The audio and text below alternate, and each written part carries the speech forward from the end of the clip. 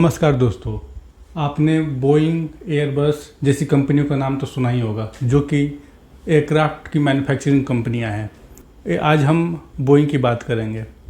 Boeing एक ऐसा company है जो कि वर्ल्ड का सेकेंड लार्जेस्ट मैन्युफैक्चरिंग कंपनी है। टॉप पर अभी भी एयरबस आता है। बट जब भी हम कमर्शियल फ़्लाइट की एक्सीडेंट की बात करते हैं या फिर कोई भी क्रैश की बात करते हैं तो बोइंग का नाम सबसे पहले आता है। चाहे वो रनवे से उसका स्किड हो जाना या फिर एयरक्राफ्ट का स्टॉल हो जाना, जैसे कि बोइंग 37 मैक्स में हुआ था, जो कि मैन्युफैक्चरिंग डिफेक्ट था। पास्ट में न जाने कितने एक्सीडेंट हुए, कितने ही क्रैश हुए हैं बोइंग के एयरक्राफ्ट का। भले ही वो इंडियन एयरलाइंस ना हो, बट इंटरनेशनल एयरक्राफ्ट का भी जो भी बोइंग सीरीज है उनका काफ़ी ज़्यादा एक्सीडेंट हुआ है, काफ़ी ज़्यादा क्रैशेज हुए हैं। बोइंग ने इतने सारे डिफेक्टिव मैन्युफैक्चर तो किए हैं एयरक्राफ्ट, बट एक ऐसा भी बोइंग का सीरीज है जिसका अभी तक पुराना कोई भी एक्सीडेंट या फिर क्रैश का ट्रैक रिकॉर्ड नहीं रहा है, जिसे हम बोइंग 787 ड्रीम लाइनर बोलते हैं। ये बोइंग सीरीज का या फिर बोइंग और कंपनी का one of the safest Boeing series aircraft, जिसका अभी तक कोई रिकॉर्ड था ही नहीं।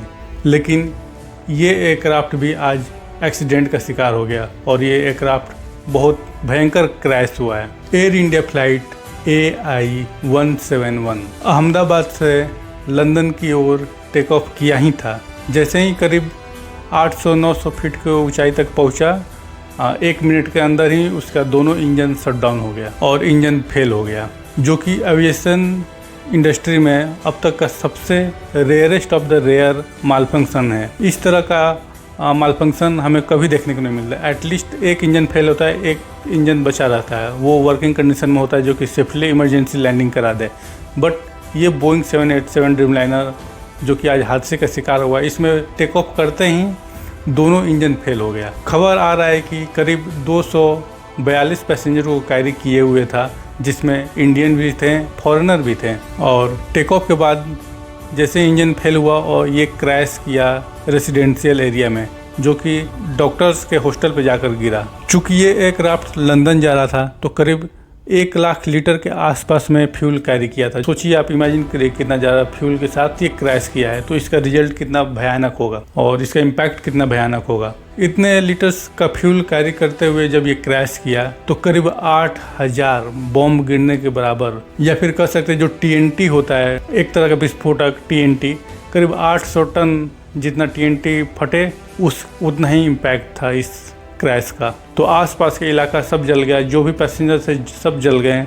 इंसान पहचान नहीं आ रहा है कौन कौन था, पैसेंजर की पहचान नहीं किया जा सकता, इतने जल चुके हैं लोग। पैसेंजर तो एक्सीडेंट का शिकार हुए ही, बट मासूम डॉक्टर्स जो कि अपना हॉस्टल में रह रहे थे वो भी शिकार हुए। कई सारे डॉक्टर्स भी क्रैश का शिकार हुए, मौत का सामना करना पड़ा। क्रैश का रीज़न क्या है अभी तक कोई खबर नहीं हुआ। इसका पता हमें एक्यूरेट पता ऑफिशियल ही लगेगा जब एयर इंडिया रिलीज करेगा आफ्टर इन्वेस्टिगेशन, जो कि CVR कॉकपिट वॉइस रिकॉर्डर और DFDR दोनों को एनालाइज किया जाएगा, दोनों का रिकॉर्ड चेक किया जाएगा, जिसे हम ब्लैक बॉक्स भी बोलते हैं आम भाषा में, और एविएशन भाषा में CVR और DFDR बोलते हैं। तो इन दोनों का जब इन्वेस्टिगेशन होगा तब हमें पता चलेगा एक्चुअल रीज़न क्या था। उसमें तो हर एक बात ही हमें पता चल जाता है, तभी हमें एक्चुअल रीज़न क्रैश का पता चल पाएगा। तो जो भी हुआ बहुत बुरा हुआ। इतना एडवांस टेक्नोलॉजी में ये ऐसा मालफंक्शन हुआ तो इसका इन्वेस्टिगेशन तो होना ही चाहिए और इसका रूट कॉज पता चलेगा और इसे मे बी बोइंग के द्वारा इसे फिक्स किया जाएगा जो भी मालफंक्शन होगा, ताकि फ्यूचर में ऐसा मालफंक्शन दोबारा ना आए।